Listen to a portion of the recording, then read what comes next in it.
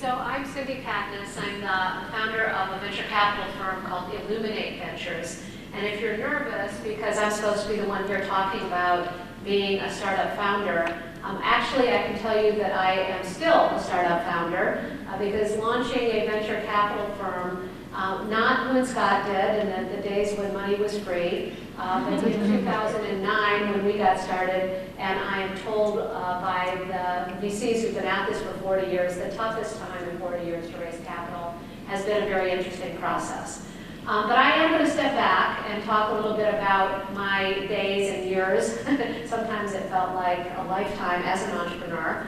And about some of the lessons that I've learned in that process. One of the things Cheryl asked me to do is talk a little bit to you about what kind of obstacles you face, how do you overcome those barriers. So I'm going to share 3 examples quickly with you, one from each of 3 companies that were startups that I was involved in. The first was a company called Acumen International. I was the hired-in CEO of that company. And the lesson there really comes down to make sure you know that you have an alignment with your investors.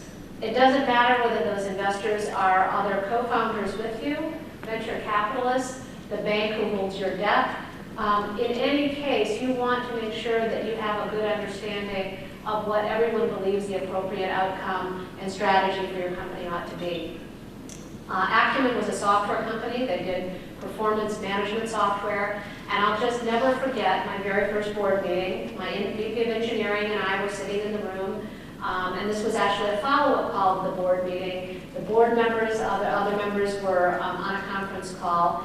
And in the middle of the conference call, as our VP of engineering was describing, and by the way, it was a woman VP of engineering, was describing this release, one of the investors actually said, "So we're done then." And she looked at me, and I looked at her, and we realized we had someone on our board who had absolutely no understanding that a release is just a release. and this was a very significant shareholder of the company, and turned out to be, frankly, one of the biggest obstacles we had when it came time to determining an exit strategy for that business. Another company I'll share with you in terms of great successful companies, a company called Scopus Technology. I had the privilege of being the original VP of marketing at that company, helped positioning it for a successful IPO. But that company was around at a time when we were making this giant transition to client server. That ages me, I know, but that's the transition that was underway at the time. It was one of the very first CRM companies before the word CRM existed. And the interesting obstacle that we faced there was not ever about how are we going to get to profitability. The company was profitable from day one. That's a phenomenon I can explain, but it takes more time. It was not how are we going to gain customers. In fact, I don't think I ever lost sleep in a single quarter about getting enough customers. We had 2 VPs of sales, not just one, both founders of the company. They both had the same title. It was great. And but I did worry about how are we ever going to have referenceable customers.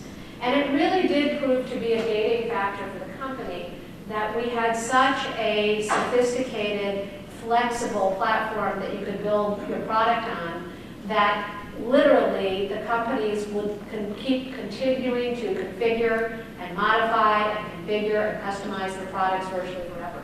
So they would never say, we're at a point, we're done, we're implemented, now you can write a success story about it. So beware of that configuration, and beware of what you ask your customers to be able to do before they're willing to be success stories for you. But once they were, the company took off like a rocket, and we had great results. The third company was a company I founded. Illuminate was the precursor to that, because that was actually the very first name of the company. Through trademark issues, we actually changed the name to Vivant. But Vivant was one of the first SaaS companies that ever existed. And this was in 1999. It was an easy time to raise capital, so that, again, was not the obstacle. But interestingly enough, what became the obstacle was having an investor in our company that was a publicly traded entity, that when the market fell apart, what actually happened was that they were forced to go out and disclose publicly all of their holdings, what they were going, which companies they would continue to invest in. I could go on and on. So you get a little bit of a theme here. Part of it is know and be ready to make your customers completely happy and satisfied so that they can be referenceable. And another is know your investors. I think those are two really huge issues in a startup environment and not well recognized. People believe that as long as you raise money, you're all set, everything else is going to be great. But it's super important to know who your investors are. I have had the great good fortune to be involved in many successful companies. Just before coming here, I was with a company just down the street, Exactly Corporation, in our current portfolio. They were just named a few months ago to the Wall Street Journal's list of one of the 50 best venture-backed companies in the U.S. I'm super proud of that, but I'm more proud that they're a very successful business and company. And I really think this is a great time to be an entrepreneur, in particular a woman entrepreneur. And if you're unsure of that, I would encourage you to take a look at a white paper we published last year. It's called High Performance Entrepreneurs, Women in High